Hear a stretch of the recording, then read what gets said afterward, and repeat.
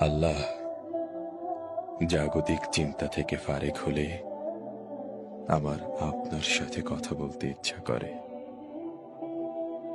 অথচ কোলাহল পেলেই আমি আপনাকে ভুলে যাই। বিপদ পেরিয়ে গেলেই হয়ে উঠি উদ্ধত।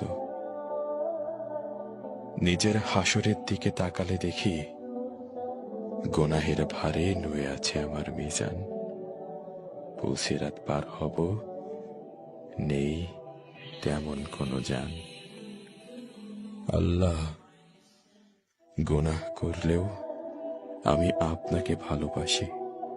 পাপী হৃদয়েও অনুভব করি শুদ্ধতার অনুতাপ।